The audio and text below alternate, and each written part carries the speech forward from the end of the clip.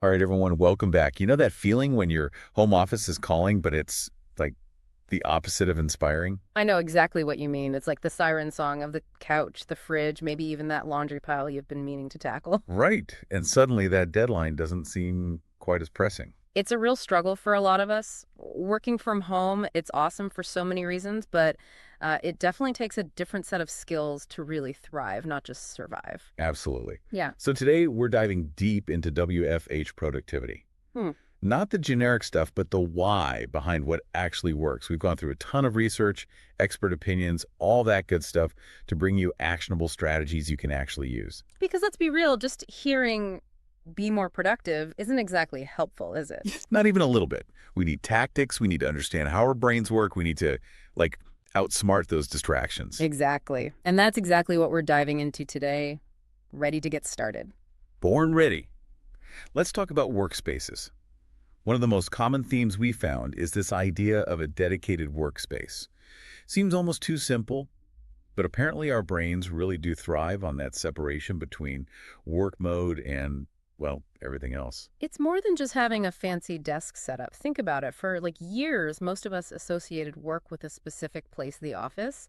So when we were there, our brains knew it was time to focus to get things done. So you're saying even if it's not a whole dedicated room, even if it's just a corner of the living room that's consistently your work zone, that can make a difference. Huge difference. You're basically creating a mental cue for yourself.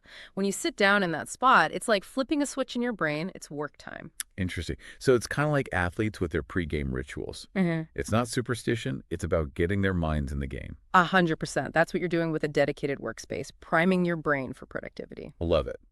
Okay, so we've got our designated workspace. What's next? Routines seem to be a biggie, right? Some people swear by a strict schedule, others are more flexible. What's the deal with that? It all comes down to decision fatigue. Every decision we make, even small ones, uses up mental energy.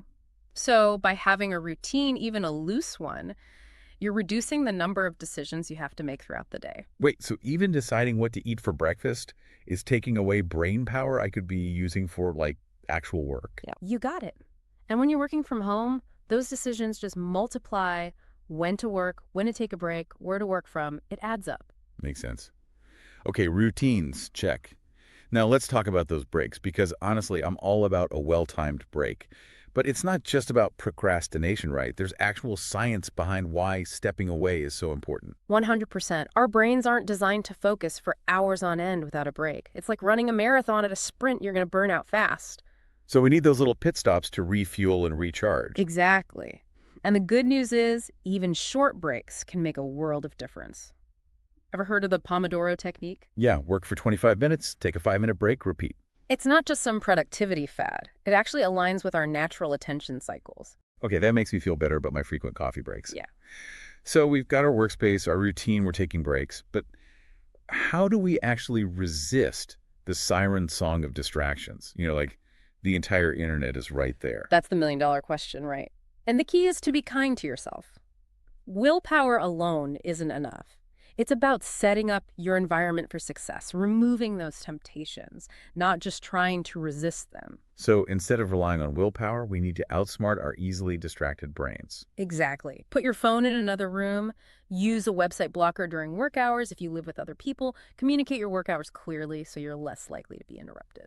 Out of sight, out of mind. Love it. Okay, so we've tamed the distractions. We're feeling good.